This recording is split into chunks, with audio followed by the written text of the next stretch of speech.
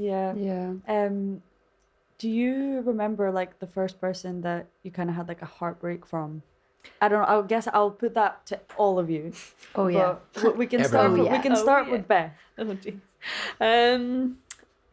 and kind of like also heartbreak, and also how that kind of like changed your perception on Yeah, relationships. let's hear in a the way. story. What age Yeah. were you? What Give were us you, all the what was juicy your All the hair goss. like? All the goss. Well, I think I just did that. I think I had so many. Like, Oh. I think I fall fast and hard, and I think as a young preteen and then teen, I just fell really hard, really fast for each person. And again, you kind of future bomb yourself, don't you? You fall in love with No. people's potential, especially in these I'm Christian the same. contexts where they're like, oh, it's marriage and it's definite and like it's forever, and like that's Yeah. too far ahead for someone that's young, 14, to think about. You know what I Yeah. mean? So I had a lot of them, and then I also. Yeah, there was probably the first time I ever fell in love.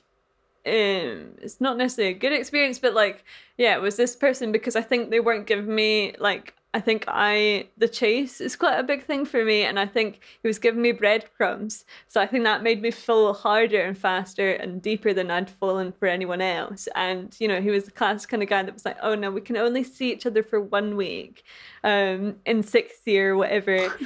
But we can like do bits with other people. And I'm like, for goodness sake. So, but I mean, I kind of respect myself back in the day as well, because I was like, okay, that's the parameters that you've given me, and I'm like, if that's what you want, I will actually do that. And so I, got with a couple of other people at our leavers dance, and I was like, bye boy, Bye. gotta go Did bye. he get annoyed or? Yeah, he was annoyed because I got with his Bruh. best friend. But like, Oh, don't tell me, burn. don't tell me to not do sure is that. that That's okay? what I Is mean. that It's okay? like, yeah, I never understand that. Like, I had a casual kind of like, it wasn't a relationship at all. It was just like a casual kind of like, we would hang out and have sex. Like, do you know? And I thought he was a really nice guy. We shared like, like good chat and everything. But I just knew, and I thought he knew as well. And then he moved, like, we weren't gonna like work out. And then he moved to London, and I was like, okay, like that's cool. And then I ended up hooking up with someone else that we both knew, but like they weren't like, yeah. And then I got a message being like, I can't believe you did that. And I blah, blah, and like telling me off. And I was like, bro, it's been like 3 weeks. I haven't heard from you in 3 weeks. Yeah, like, exactly. I That's just very thought fair. that's it. And then like, I was like, I'm not going to apologize for you getting upset because I live my life to like the way that I want to. Like, what do you think I was like waiting here like for you? Like, please come back. Why hasn't he messaged me? Like, do you know what I mean? If you don't Exactly. message me or if I don't message you, obviously Yeah. Yeah, then you're just Yeah. gonna put But I yourself on ice. I for- was so flabbergasted. I remember like reading the messages and being like the audacity, like of you thinking that I'm sitting here just like on my knees praying for you to like message me, Yeah, and I'm just like exactly. saving myself for you when you eventually maybe come back, or Yeah. like or something like Yeah. that. And again, I wish him well, and I hope he has the loveliest life ever. Like I don't wish anything, but it's just for me, I just thought that was so crazy. Like I just did not see it coming because I was No. like single and living my life. Like, do you know what I mean? Like, yeah. Expectations. Yeah. For me, it's all about expectations. I think, obviously, we actually had a debate about, well, not debate, I think a really fascinating conversation Great the other night. discussion. A great discussion. I Yeah. absolutely loved your that's why they're here. That's over here. Because I was kind of like sitting there Drinking and they wine, were having a just good time. yeah, they were like Absolutely. bouncing off each other, having like the best conversation. I was like, why are we not recording this right now? So here we are right now. Yeah, I think the expectations are the biggest challenge, right? And we actually had this relatively similar conversation just before this podcast, and we were talking about choices. And everyone's making choices, everybody's perceiving things, and they're absorbing information, things are happening, and then they're making assumptions about things, and then they expect things as an outcome, and they see potential or potential futures. And in that particular situation, obviously I know nothing about it. Yeah. That person thought one thing and you thought another, and they thought, oh, okay, this could go somewhere. And then maybe you, I don't know what they were That's thinking. what I mean. Exactly. Yeah. They were thinking something, but Yeah. not what you were thinking. No. And they weren't That's for sure. communicating what they were thinking, And they were not which is telling the you. issue. Yeah. Yeah, And so no way, there's- shape, or form did I was I Jeez, like, yeah. I love Can't you. read minds. Yeah. Exactly. You can't read minds. So we have to Yeah. use this like really poor form of communication Yeah. called words. And it doesn't sometimes give everything across. Sometimes people say what you think they mean, but it's not actually what they mean. Yeah. And they don't even know what they mean. Exactly. They're just not sure. And it just becomes a mess. So if you don't build that foundation of, I can actually talk to this person like they're a person, it's not going to work. Make your for intentions sure. clear. Like, Exactly. I'm like that. I remember like, just because I was single for the first time in like ever, like in my opinion, like ever in my like adult life. And I just loved myself. And I just said, in no way, shape or form am I ever going to like accommodate to someone else and give away a part of myself to appease their relationship or something like that. So I remember like I wrote down like the things that I would want in my like ideal partner. And I was like, I'm not going to accept anything else but what exactly that I want. And I was like, I don't care. Like, I was like, I want to be single for 2.5 years. Like, do you know what I mean? I want that space, that time. I do not want. And I remember saying that to every single person I saw. Like, I was like, I would like have this like checklist in my head, and I'm like, oh, they don't meet that, so I give them a month. I was like, and to be honest, I was really open. I was like, you know, this isn't gonna work out because of this, but I'm happy to have fun with you and share this experience because I believe in connections with people. I do not think that just because you don't want a deep like a relationship with someone doesn't mean you have to be like celibate or not date or anything. You can just explain like, look, this is the kind of person that I need, and although you don't fit that need, I really believe we can learn from each other. Like there's people that I've seen during my single like days that have like I still think about, because they've like, for instance, I know this sounds small, but they've shown me one of my favorite artists, or they've given me a book that changed my life. Like that particular person gave me a book that literally changed my life, like 3 books actually. And these people come into your lives for a reason. And that's what I think is the most important thing to focus on, is that everyone comes into your life for a reason. Maybe it's not the expectation you wanted, but just focus on why they were there and what you learned from it. What you learned from them, because that's such a good point. Because I think if you came from a background like we came from, you're taught that it's dualistic, so it's everything or it's nothing. And that's not a healthy relationship to have with other people, and it's not a healthy relationship to have with yourself, because otherwise you're waiting constantly for someone to fulfill you, someone complete you. But actually, it sounds like you got to a stage where you're like, I actually complete myself, and I'm gonna spend time cultivating and celebrating this relationship that I have with myself. And then it was awesome.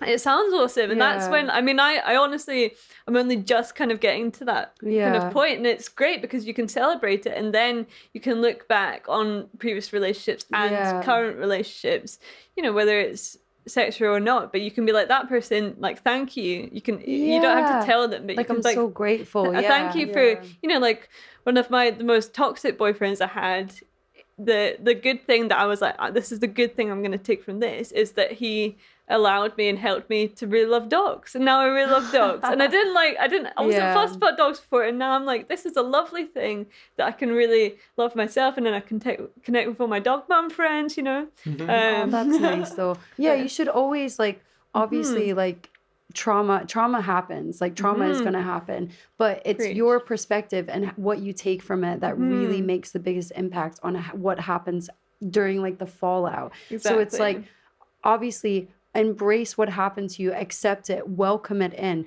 but then say to yourself like, what can I take from this? What did I learn? So that you're not stuck in that kind of like reliving period of what happened. You need and closure. you can move forward and then just like, you know, and attract more positive like energy and what you really want. But when I wrote that stuff down, guys, love it. My Brody came and he checked all the boxes. And I remember when I met him and I was basically like, I'm happy if you want to like, you know, hang out with other people, and I'll hang out with other people. We can still hang out with each other. And he was like, no. I was like happy. I was like, shit. I was like, I have to make a choice now. I was like, and I really loved being single, but I was like, he's my man. Like, do you know what I mean? Like, I know it wasn't in the time frame that I expected and I wanted, but he is my person. Like, do you know what I mean? Like, I tried to fight it as much as I could, but like, I just couldn't. No, you didn't. I No, just you didn't. I loved it. remember. In my head, though, my mental, in my brain, I was like, I want to be single. I want to be with Brody. And she was Blah, like, blah, blah, blah. Maggie, look at this super cute guy. Look at Oh, his just like pictures. creeps on his Instagram so being like, much. he's so Very much. handsome. He Yeah. sings and stuff. And I was Yeah. like, okay, you fancy him. Like, you Yeah. probably want to be with him, don't you? So, so it was not you fighting it. It was you crushing big time. Yeah, he made me do all the work. I would definitely agree with you. I think it's very, for me, I touch on what you said about Brody. Yeah. I think it was, you have to go through experiences where you realize afterwards that you don't want that experience Yeah. to know what you want. Yeah. So 100%. I'll give you a completely different non-relationship example, and then I'll give you a relationship one. Yeah. So the non-relationship one Go is Selby. when I oh my god, timer. I've got a timer. Let's do this real quick. 60 seconds. So when I was a kid, I really loved, for some reason, I don't know why, but I loved taking things apart.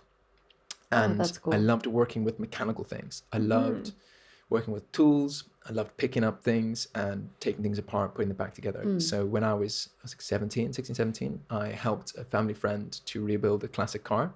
And I did quite a lot of the labor. So a lot of like taking the bolts off the old chassis, stripping two parts of a car together and putting them together in the fashion that allowed us to build one vehicle. And then finding parts, putting it together. So I always thought I wanted to build a car. So I went to university, joined a racing team. Didn't do like that much, but started to learn a bit more about what it took to really build a car as a career. And along the way, I realized it just wasn't for me. I was so in love with the idea that when I finally came to the crux of it, when I saw what it actually took and what it was going to be like, I was like, this is not for me. Yeah. Now that doesn't mean that it's not for someone. And other people, I went through something similar to myself and have gone on to do some fantastic things. I've got one friend who, has like a podcast and works with some very interesting car or vehicle personalities, people who've gone and done that as a career. So you can see it works. And I think the same thing applies to relationships, because you start with this idea of this perfect being or this perfect partner. And maybe that perfect partner initially starts out as being somebody that's really attractive, because maybe as a kid or as a younger person, you maybe couldn't be with the person you wanted to be with, and you always thought it was because of how you looked. So maybe you develop this complex or this desire to be with somebody who was really good looking, or was really dressed really fancy, or whatever you want to call it, something very aesthetic. And then you have that aesthetic thing, or you're with a really aesthetic person, you realize they're actually not very nice to you. Yeah. And then you realize, damn, okay, so what I actually want after that terrible heartbreak is I want somebody who's nice to me, but also takes care of themselves, right? So you start to build this kind of story. And then after the next, let's say the next relationship or the next one, after the experiences kind of compound, you start to realize that actually it's not what you think you want. It's going through the process of trying out the things you want and realizing that they're right or wrong for you. Exactly. And it took me all that time and all those stints of being single and exploring. I could say I was a slut as well, but, I was experimenting. You're just kind of like, every relationship you have, you literally learn what you like and what you don't like. And you're like, so the next person, and it's like you begin to attract the things you like and repel the things you don't like. Because you can say no. Because then it's like as soon as and like you have agency to do so. Yeah, exactly. Yeah, no, I agree. Well put, Selby. 100%. Snaps. Great analogy. Oh my god, snap.